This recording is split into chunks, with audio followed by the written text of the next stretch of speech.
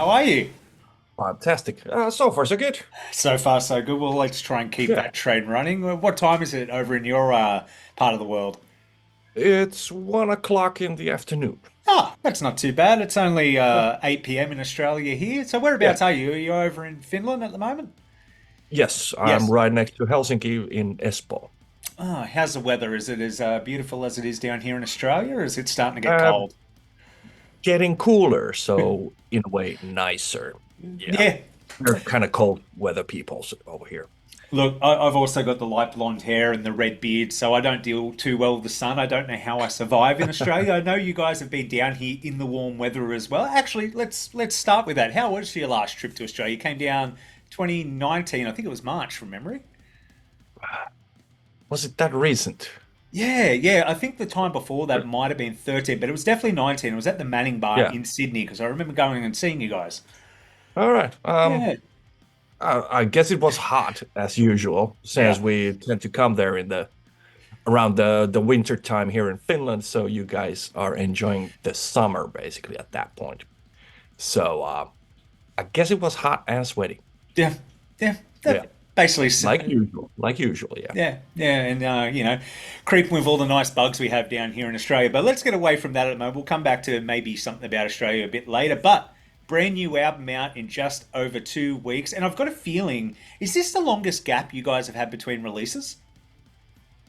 I think it is. Yeah. Yeah, Yeah. Right now it's started to be like four years pretty much. yeah, Yeah.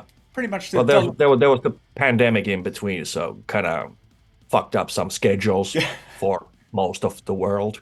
yeah, So just a yeah. little bit, just a little bit. And you released the Yeah. last album kind of during that whole fuck up, if you will, say, in the world Yeah. at that point in time Yeah. too. But you Yeah, got we to, got the yeah, we got the album done right before the pandemic shut down the world. And the release was planned for July at that point. And then we thought about should we sit on the album for some time to see how things are gonna go or whatever. But then like why bother because everybody's stuck at home, so I think they could appreciate some new music. So we set the album out. I think it was a good idea because a lot of bands did kind of sit on albums, and then every band had an album in 2021 all come out at the same time, and everyone toured all at the same time. So it was kind of a smart Yeah. thing that you did it that way as well. Yeah. Yeah, true. We And we agree. yeah, and it was different too because this was the keyboardist, new vocalist in the band as well at the same time, exploring a brand new sound. I really wanted to talk about that because I've gone through your whole discography. Even saw you live at Wacken in 2023. That was definitely a muddy experience for me, and got to see some of those songs Yeah. live. But how was it putting that together? Because it is, while still very similar to your previous work, it adds a whole new, dare I say the word, epicness to it. Because it almost adds, if it's not too much of a bad word to say, a power metal element to your mellow death and kind of folk metal stuff you've got going on. It really kind of combines all three together. Well, yeah, that's one of the strongest vocal styles what Pekka can perform, and Mm, he's one hell of a singer. So when he starts to go a little bit higher, it's automatically power metal what yeah. comes out of that dude. So yeah, and also with the Thalassic, we kind of stripped off a lot of parts from the songs that did not actually have like a significant meaning to it, Mm. like extra melodies, whatever, in between verses and choruses and stuff like this. We shortened everything down as much as we had balls to do. Yeah. So that's why the album is a little bit shorter. Also, all the songs are shorter in their overall lengths, and add a little bit kind of like punchiness, straight to the business type of forward And you've happening def- on the songs. Yeah, and I completely agree with you, which is kind of leads into the next question. With Winter Storm, you've kind of gone back to a lot of long songs. There's a lot of 8 minute tracks on this new album. How was it kind of delving back in, going, right, we've got the core members now, we've got this sound, let's explore how much we can flesh it out because there is all these harmonies and there is these melodies and there's big epic parts on the album. Like, how did the writing process go for this one compared to the previous album? Well, Marcus is the main songwriter in the band, so well, this was just the material what was then coming out of him, from Mm, him. somewhere from deep inside. So it was a long process to get these songs the way they are now. There Mm, was a first plan was basically have one huge epic thing, kind of like a one song album, yeah, but we tried and we failed. It was just like a too huge task, and also the different parts really hard to combine them together to be like one big epic yeah. monument kind of thing. So we had to then just cut it down to somehow songs and start working on those ones. But these songs kind of like required everything what they have. Mm. So that's why we got the 8 minute tracks and stuff. So And it's pretty good too because I've noticed you've got a couple of like small little interludes before going into the next song. It almost feels like I don't know. It almost feels like you're playing a video game, and it's probably a weird explanation because you've got these tracks. You're like you'll do two or three tracks in a row, fairly long, and then you've got a break. It's almost like the cut scene explaining the next yeah. part of the story with these musical interludes before going into the next part. Is that how you kind of broke up this one big epic track into being almost in segments, like chapter one, chapter two, chapter three, or did it just magically happen that way? They also bring the drama Mm, in it. So it also gives the listener a little bit, soften their ears back and then get back to the business. I think that one works wonderfully, mm. actually.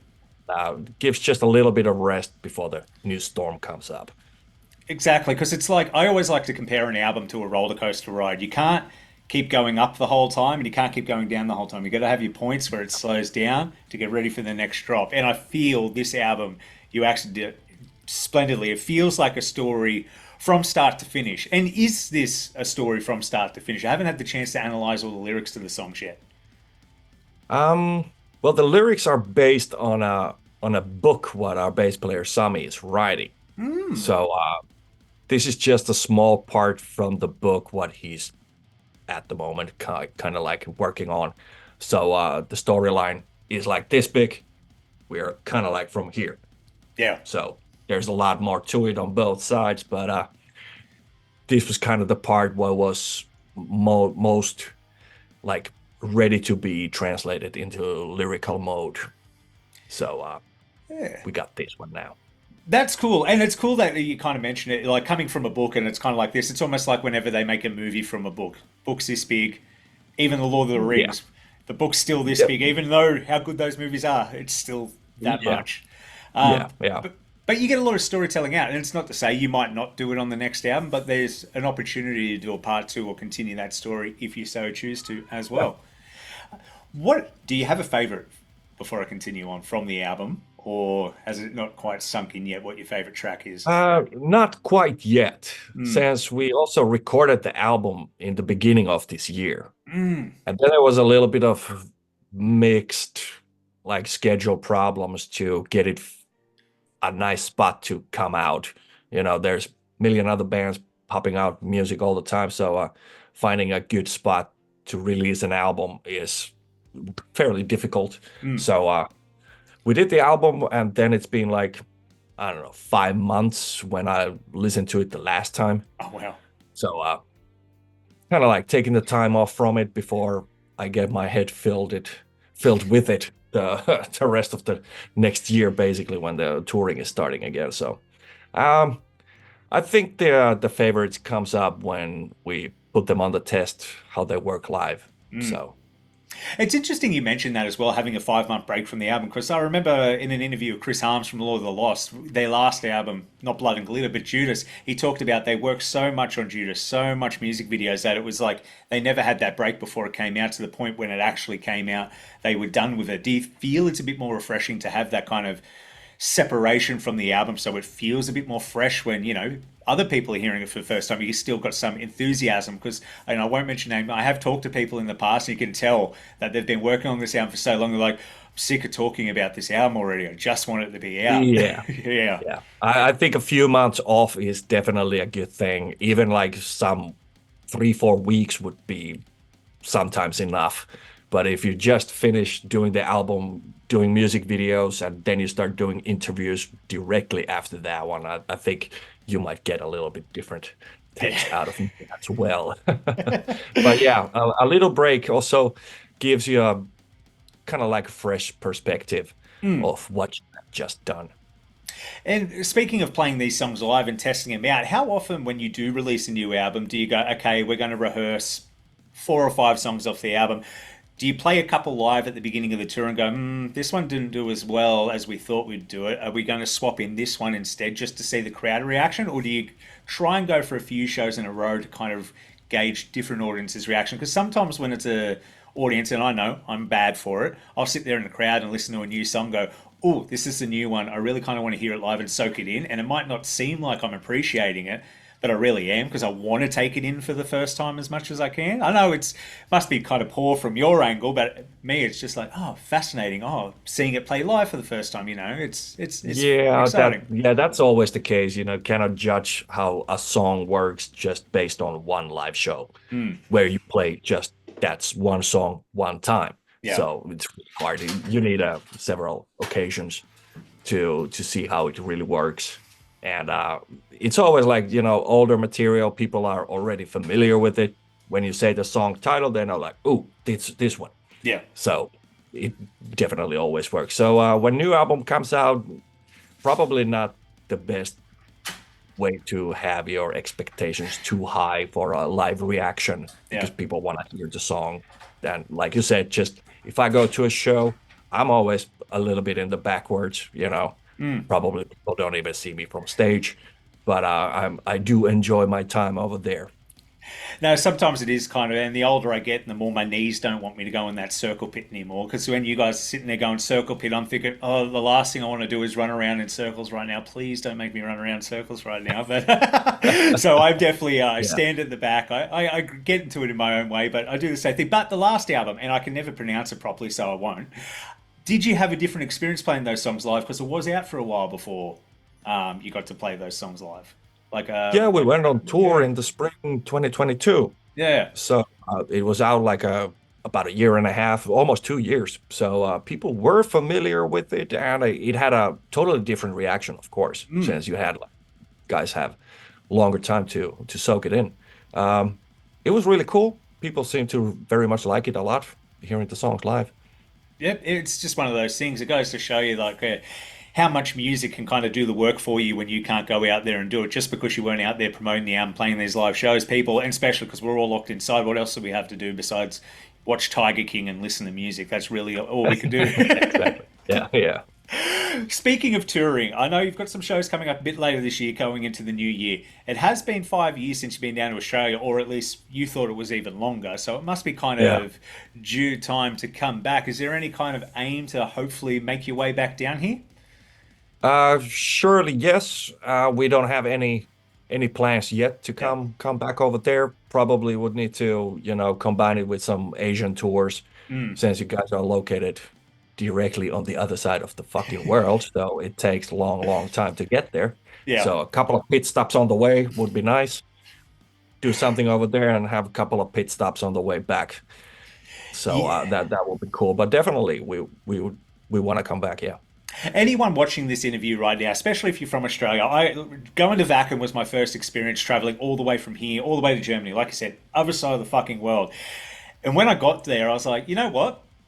I really appreciate whenever a band comes out to Australia because that felt like just traveling to the moon. It was the longest distance, long flight. You get off, you're so jet lagged. I'm like, wow, especially you European guys that come over. I'm like, I appreciate the hell out of you guys for coming down and doing this because that is playing the shows is the good part. You're getting paid really to travel to the show. You must spend more time in airports at the end of the day than you actually do on stage in your whole career. And it's been nearly 30 years now too. Yeah, yeah. The I remember the one time we got over there, we were first flying to, I think it was Beijing. Yeah. That's about a 10-hour flight. We had, was it a 12-hour layover over there at Oh, the airport, and then a flight to Sydney, which yeah. was also 10 hours or something. So it was like altogether leaving from home, arriving to the hotel in Sydney was like 36 hours.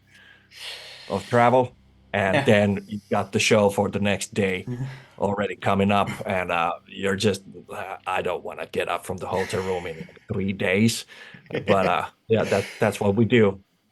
Yeah, that's the thing with some of the smaller bands. You're not like an Iron Maiden or Metallica or a Blink 182 who will come out here a week before they even start, and then they only play on Yeah. weekends and they've got breaks during the whole time. Look, I can understand if you get to that status, you might as well turn it into a holiday tour, but you guys literally come out running. So the fact that you still have energy to go on stage is kind of incredible to me. So like, I appreciate it. It doesn't go unappreciated. Oh, thank you very much. You're absolutely welcome. Now, before I let you go this evening, it's been an absolute pleasure. I cannot wait for the album to come out. I wanted to ask you, what were some of your biggest influences throughout your career? Because there's so many different kind of styles that goes into your music. I've never been able to kind of pinpoint, what got you started, what continued to grow from the first album to now. The music has grown so much. What's kind of influenced you and everyone over the year to create this sound? Um, well, there's few bands to blame why Ensiferum exists, and one is the shirt what you're wearing right now, Iron Maiden. That's one, and then the Finnish band called Amorphis. Oh, yep. Yeah. So these guys, and then you got a couple of Swedish ones, for example, like Dark Tranquillity.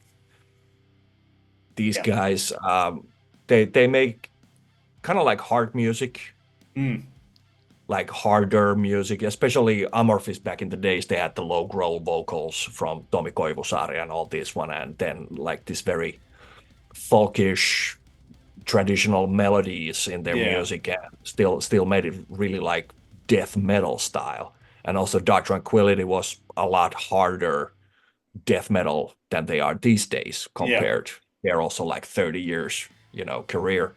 So um it evolves kind of like, well, as people get older, your music taste also changes a little bit, but there is a lot of like cinematic for like Ennio Morricone is Mm, one huge inspiration for yeah. Marcus, where he's from the old westerns. He likes those ones. So there's a little bit of melodies coming from the Western world, Yeah.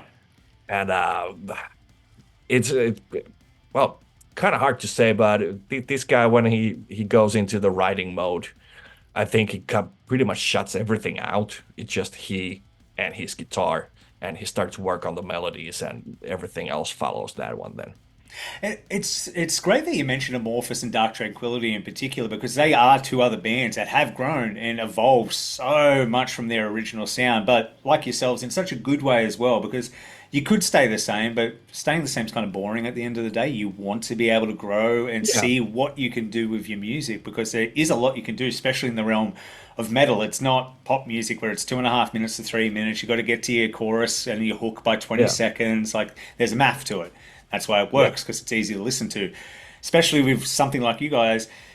8 minute songs, different melodies, screaming, blast beats, double kicks, everything. Like it is something really special, and it's wonderful to hear whenever you guys release a new song or new album, just how much it changes, but also stays the same in the same way. And it is really an ode to you, kind of continuing after all this time, keeping that energy still alive and making everything still sound fresh.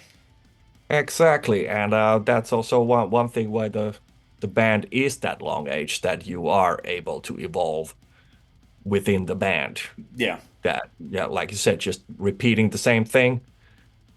For example, AC/DC, you know, yeah, I think they only have that one drum beat. yeah, yeah, yeah, I might be totally wrong, but like very much it's the same beat that goes through, just a yeah. little bit different tempos. But yeah, that hasn't been our thing too much.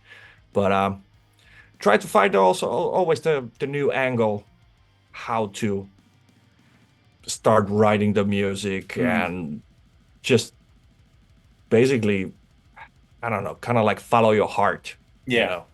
When it starts to feel really, really good, then you're on the right track. Yeah. Yeah, and Yeah. it's like with anything, any media in life. You're doing a good movie, a good book, good Yeah. music. It has to grow and evolve. Otherwise, people predict what's coming next, and that's boring. If I know what I'm having for dinner every night, that's kind of boring. I like to be surprised every now and then. You know what I mean? Yeah, yeah, yeah. Yeah. Well, Exactly. I appreciate you so much for this interview today. It's been wonderful having you on. Because I am Australian, I have to say this. Is there anything you want to say to the Australian fans before I let you go today? Just like have a gay day, mate. Beautiful. You're the first person to do that. I've done over 100 Yeah. interviews. No one's ever attempted to say good day. So I appreciate it. Well done. You're the first Thank for you. the channel. Yeah. Beautiful. Well, thank Cheers. you so much for being here. Album is out October 18th. Links for pre-orders in below. Go save it over on Spotify. Mate, it's been a pleasure.